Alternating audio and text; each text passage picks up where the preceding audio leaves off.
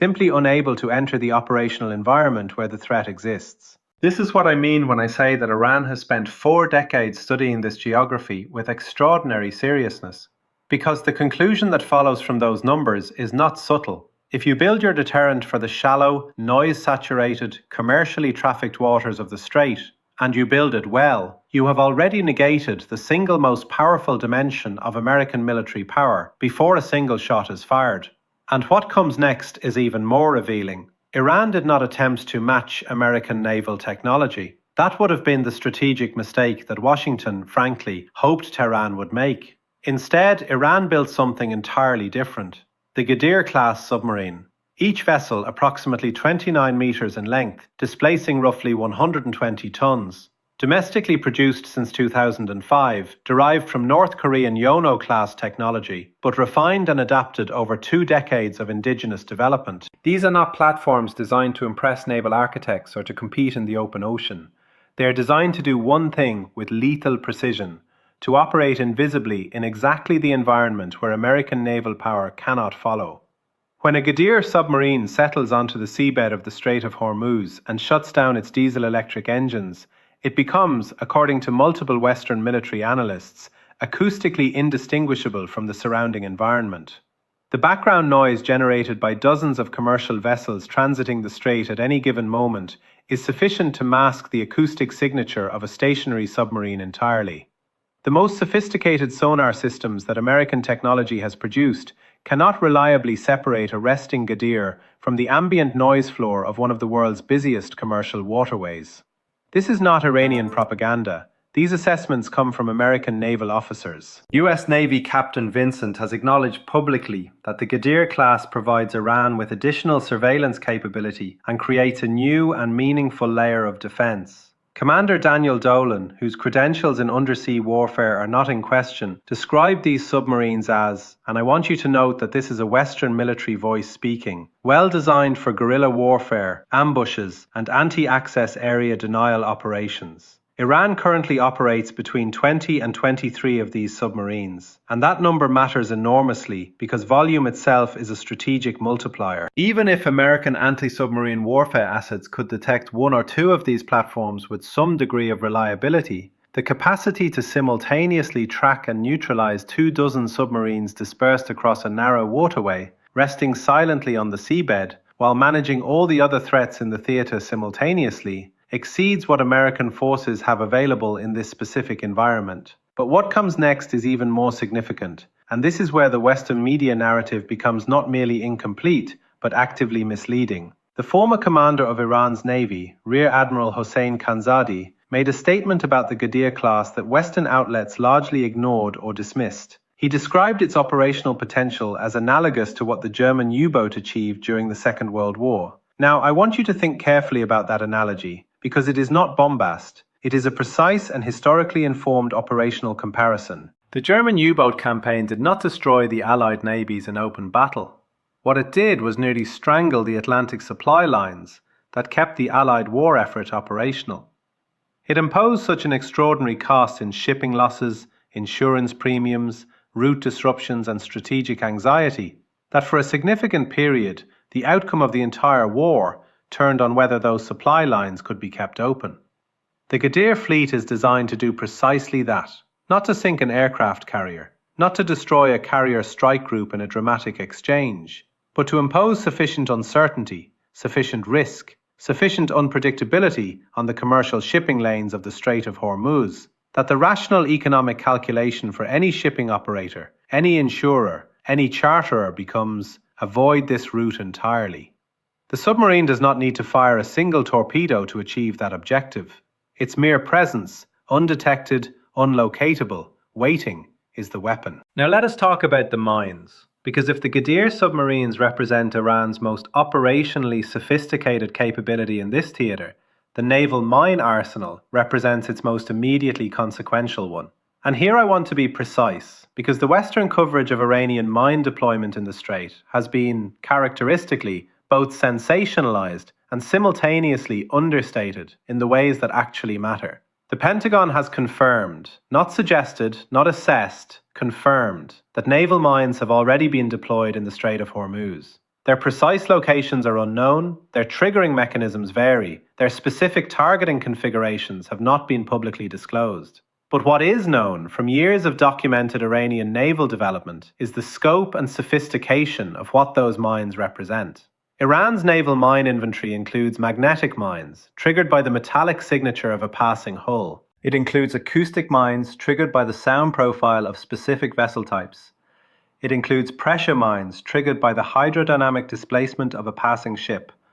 And it includes what are arguably the most strategically significant weapons in this entire confrontation: intelligent mines, the Mahan 3 and Mahan 7 variants, that can be programmed to distinguish between military vessels and commercial tankers, selectively detonating against warships while allowing civilian shipping to pass. Read that again and consider what it means operationally.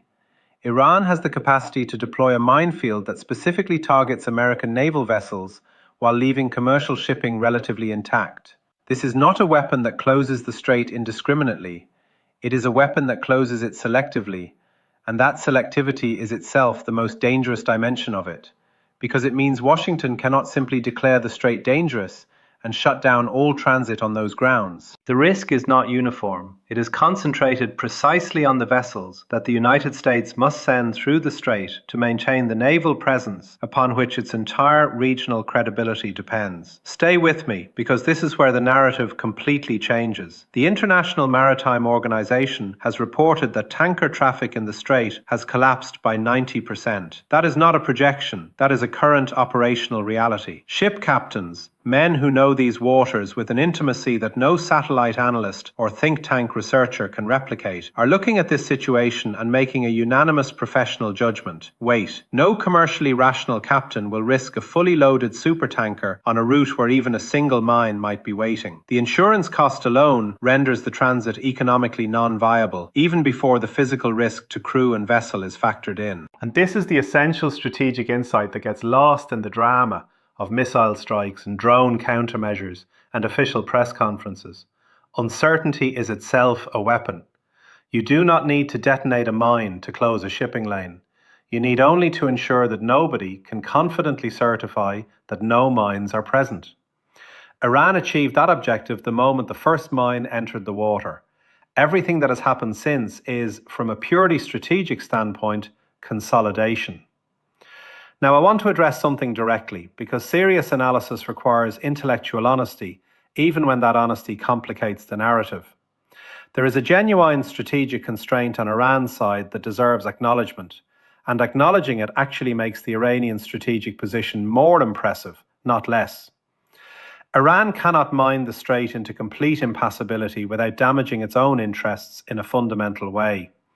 Iran exports oil. Iranian oil revenues are the primary funding mechanism for everything else, including the very military capabilities we are discussing. A completely blocked strait does not only harm American naval operations and Western energy supply chains, it cuts off Iran's own revenue at precisely the moment when the Iranian economy is already under severe pressure from decades of illegal American sanctions and the additional strain of this confrontation. This is a real constraint. The Iranians know it. Washington knows it. And what is interesting is how both sides are navigating it. The decision by the Trump administration to lift Iranian oil export sanctions, a decision that appeared paradoxical given that Washington was simultaneously describing Iran as an existential threat, actually reflects a precise strategic logic: create a financial incentive for Iran to maintain the strait as at least partially functional, rather than mining it completely shut. If Iranian crude has a market, Iran has a reason to preserve some level of shipping viability through the waterway it controls.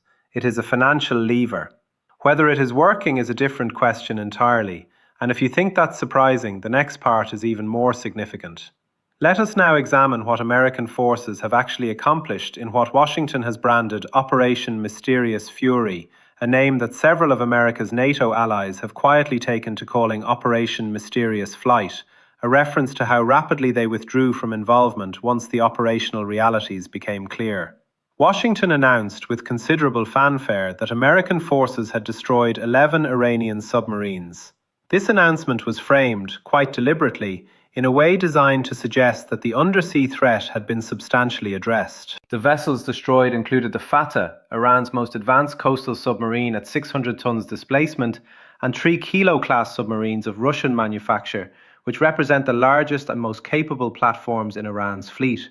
These are real losses, serious losses. Iran will feel them in terms of capability and in terms of the investment they represent. I do not minimize that. But here is what the official announcement carefully avoided emphasizing, and what the Western media coverage almost entirely failed to highlight. The Ghadir submarines, the small, shallow water seabed resting platforms that represent the actual operational nightmare for American surface vessels in the Strait, were not destroyed. All available evidence suggests they were not even found. The reason they were not found is precisely the reason they remain dangerous now. American anti-submarine warfare systems cannot reliably locate these platforms in the specific acoustic and geographic environment of the Strait. You can destroy what you can detect. You cannot destroy what your sensors cannot find. What was destroyed was what American technology was capable of finding. The larger, deeper diving, acoustically distinct platforms that operate in water where American sonar systems function effectively. The Ghadirs were left behind because they could not be located. That is not a partial victory dressed up as a significant one. That is, to use a precise analogy, the operational equivalent of searching a building for intruders, finding and removing those in the corridors and the lobby, and then declaring the building cleared, while the intruders in the sealed basement sit exactly where they were, undisturbed, watching. But it only gets worse from here. The basing geography compounds every one of these challenges. The Ghadir fleet operates from Bandar Abbas, a naval base situated directly adjacent to the Strait of Hormuz. Deployment time from base to operational position is measured in hours, not days. This means that Iran can continuously rotate submarines through operational positions, fresh crews, fresh weapons loads, fresh mine stocks, at a pace that American anti-submarine warfare patrol assets cannot match with continuous monitoring. By the time a US maritime patrol aircraft completes one surveillance sweep of the Strait, the underwater picture may have already changed. New submarines may have moved into position, old positions may have been abandoned. The seabed as it was mapped an hour ago may bear no reliable relationship to the seabed as it exists right now. Former Royal Navy submarine commander Ryan Ramsey, who has actually operated submarines in Gulf waters and whose professional judgment cannot be dismissed as sympathy for Tehran, stated with notable directness that in the confined waters of the region, even a small number of submarines can create real uncertainty for surface commanders. Real uncertainty, not technological defeat, not military catastrophe, uncertainty. And that is, precisely and deliberately, what Iran's strategy is designed to produce and sustain. Now let us examine the European dimension, because it reveals something about Washington's actual strategic position that official American statements will never articulate directly. Germany, France, the United Kingdom, Italy and Spain have all declined to contribute their minesweeping and anti-submarine warfare assets to any operation aimed at reopening the Strait of Hormuz. The German defense minister stated publicly, with a diplomatic bluntness that is genuinely remarkable coming from a NATO ally, that Europe will not send its frigates into the strait to do what the powerful American Navy apparently cannot accomplish on its own. President Trump responded by calling his European allies cowards. This characterization has not notably altered their strategic calculus. And the practical significance of this European refusal goes far beyond the symbolic or the diplomatic. American naval doctrine for dealing with mine threats in confined, shallow water environments relies heavily on specialized mine countermeasure vessels, platforms designed specifically to detect and neutralize naval mines without triggering them. The United States possesses some of these vessels, but not in the numbers or configurations optimally suited to the specific environment of the Hormuz shipping lanes. European navies, particularly those of the United Kingdom and Germany, possess minesweeping capabilities that would be directly relevant to this theatre. Without them, American capacity to clear the mines already deployed by the Ghadir fleet is significantly constrained. The European refusal is not, as Trump characterized it, cowardice. It is a rational professional assessment by military establishments that deploying naval assets into a confined waterway where Iranian mines, Ghadir submarines, shore-launched cruise missiles, and drone attack capabilities can converge simultaneously represents a risk profile that exceeds any achievable political benefit. And there is something else in the German defense minister's statement that deserves to be said plainly. If the task of clearing these mines were achievable at acceptable risk with the assets Washington already has, The United States would not be asking European frigates to help do it.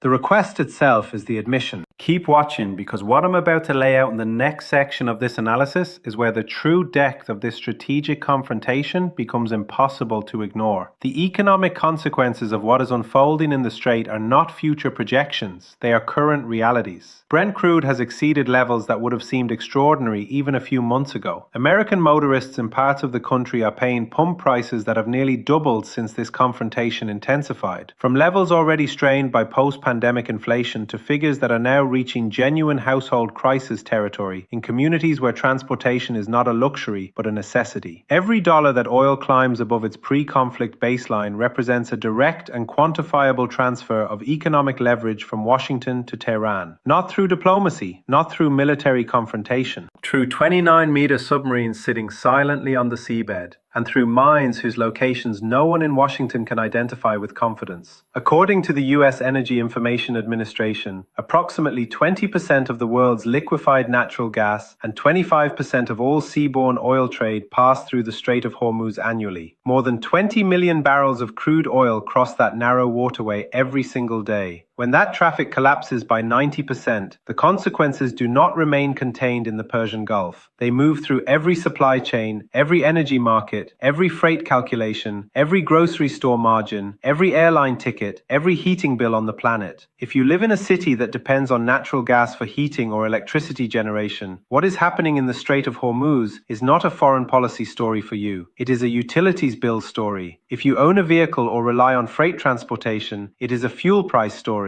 If you operate a business with any logistics component, it is a cost of goods story. The submarines that no one can find have already reached into your daily economic life, whether you have been told to make that connection or not. And this brings us to the question that the Western media, almost without exception, refuses to ask with the seriousness it deserves. How did it come to this? How is it that a nation under decades of maximum economic pressure, a nation that has been subjected to some of the most comprehensive sanctions in modern history, that has been isolated from the global financial system, that has been denied access to advanced technology and military hardware through relentless Western enforcement, how has that nation managed to field an undersea capability that the most powerful navy in human history cannot neutralize in the one waterway that matters most to the global energy economy? The answer to that question is not flattering to the architects of American Iran policy, and in part 2, we will examine it with the full analytical depth it demands, including the strategic logic Iran is applying, where this confrontation is most likely to lead, and what it tells us about the fundamental limits of economic coercion as an instrument of foreign policy. Because that is the question that does not disappear when the headlines move on. That is the question that will define the next decade of geopolitics in this region. Stay with me. Here is what 40 years of sanctions actually produced. Not a weakened Iran, a self-reliant one. Every technology denied became an incentive to develop domestically. Every financial corridor closed became a reason to build alternative systems. The Ghadir submarine is not despite American pressure, it is because of it. Washington's policy of maximum coercion did not prevent Iran from building a capable deterrent. It ensured that the deterrent Iran built was perfectly calibrated for the one confrontation that mattered most. The path forward is narrow. Either Washington accepts that Hormuz will never again be an uncontested American lake, that Iranian deterrence is now a permanent structural feature of Gulf security, or escalation continues toward consequences that no serious analyst wants to name openly. The submarines on